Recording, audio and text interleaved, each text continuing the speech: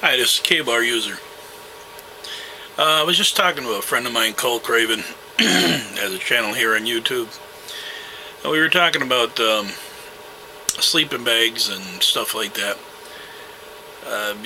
Testing your gear. And I was explaining to him, I had a video a while back about that. Just, ran out in the woods with stuff never been tested, and, well, it wasn't a good night. So, I was telling him about this story, so I'm going to offer the story to you. It's kind of the difference between, what a survival scenario is and what training is about. Everybody on here uses the term loosely. It's survival, it's survival, it's survival.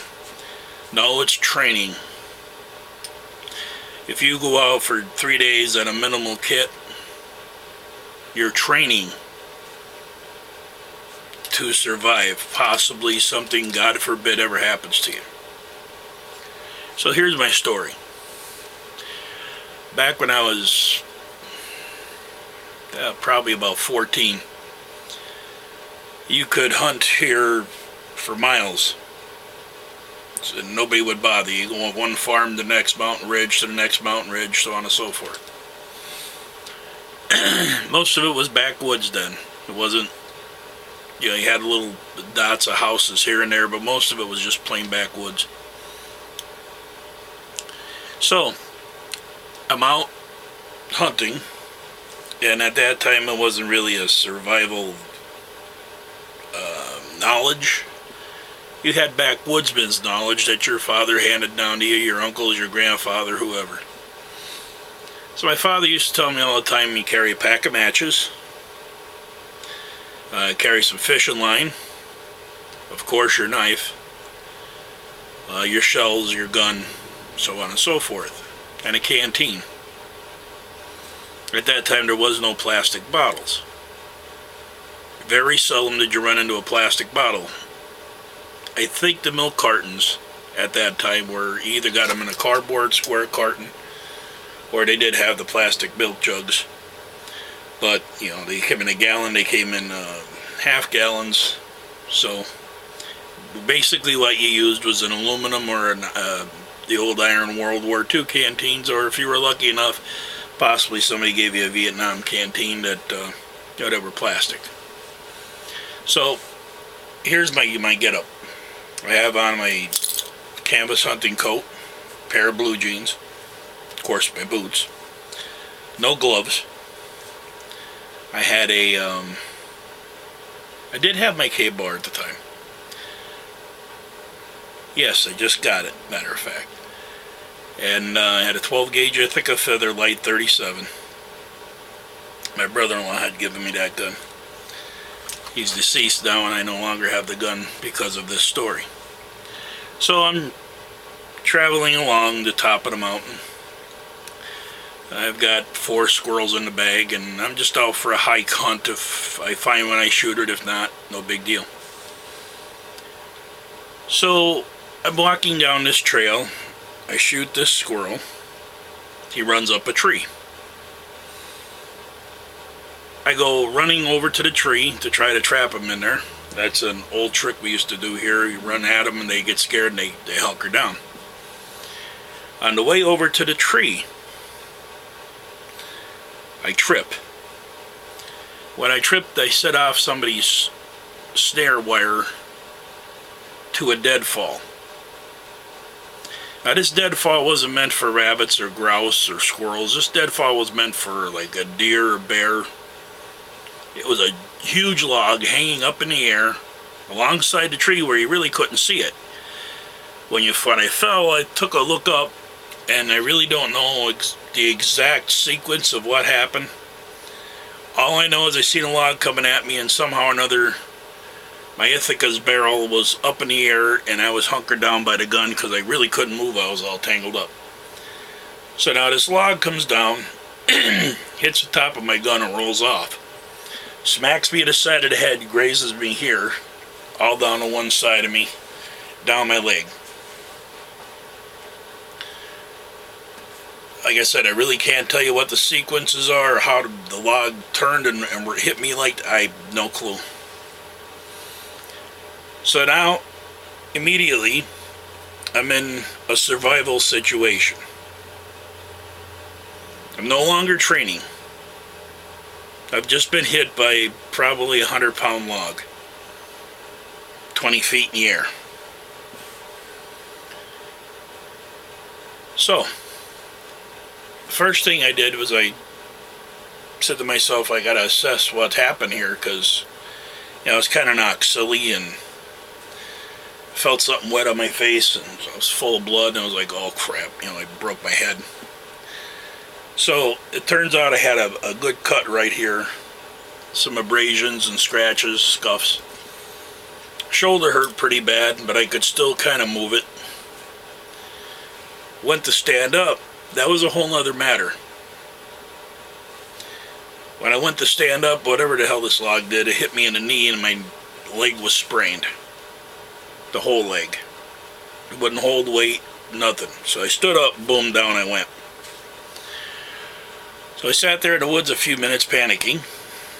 And when that subsided, I said, well, got a few options. I know from being there that I'm a mile away from the nearest house. So I got two options. I splint the leg and try to walk out of here. Or I make a crutch and try to walk out of here. Well, the crutch thing didn't work. I couldn't find a tree big enough to hold me that would comfortably enough to hold all of my weight off my leg.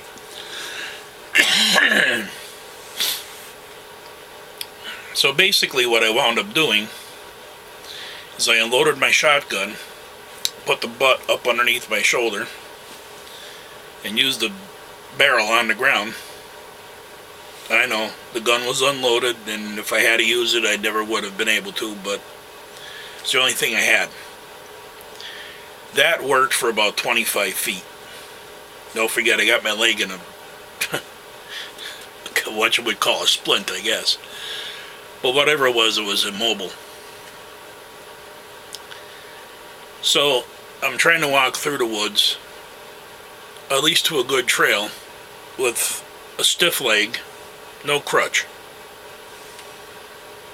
That worked for about 25 feet. I was on my face and messed up the other side of it. So I was like, well, okay, I got 4 hours till dark. I got at least a mile to go. So it just so happened that when I was trying to get back up, I happened to notice there was a little embankment there. Over the little embankment, there was a logging road, which was actually one of the farmers' roads that you used to transverse through the fields and the woods with. Excuse me, I'm getting sick. So I got on this logging road and I drug myself probably a half a mile. One side. Right about that point in time, I came to a downhill grade, which never dawned on me. There's a creek. It's about 6 foot deep. I'm about 6 foot tall. On the other side of the creek is this house. So,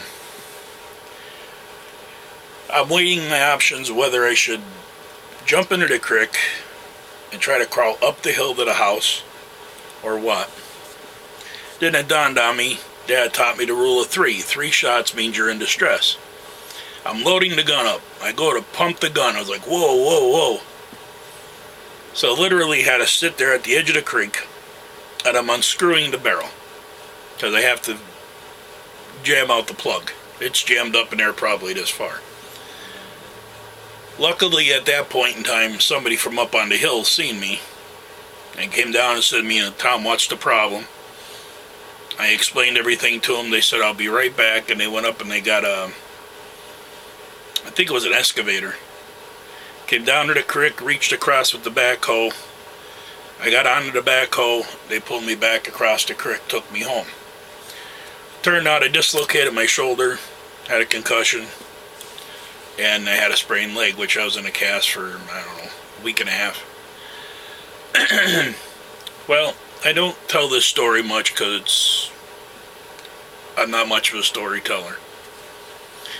But that is a survival scenario. You're a mile away from nowhere. You're hurt. This is what becomes a survival scenario. It was after that I picked up a book called Survival Skills by Wilderness Survival Skills by Larry D. Olson. And another book by Bernard Shanks, Wilderness Survival. And I started asking all the old timers in town what their experiences were. Can they teach me something?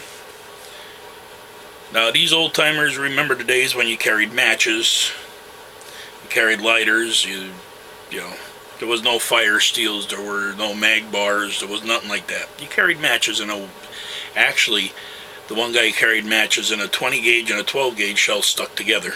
It was absolutely waterproof. Striker and all. But he used strike anywhere matches anyway. So like you said, if you have a zipper, match is lit. The only thing I did right that day was not panicked. Well, and I can't say that, no, because I must have did something right. I'm still here to talk about it. But there was quite a few times that I've gotten myself into situations where I shouldn't have got out of it. I think sometimes by luck I did. But just, this is the idea, though, of the whole video, is the fact that, well, we're out training, we're out bushcrafting, we're out practicing woodland survival. Just bear in mind, please, that it is training. That training can quickly turn into a survival situation. So before you go out and do anything with this basics video, it's not going to be, you know, spark and glitter or nothing like that. I'm going to give you a basic knowledge, which you probably already have. But if you're a new timer or you're a newcomer, first timer I should say, or a newcomer, hopefully this will, you know, and there might be some tricks in there you never even thought of.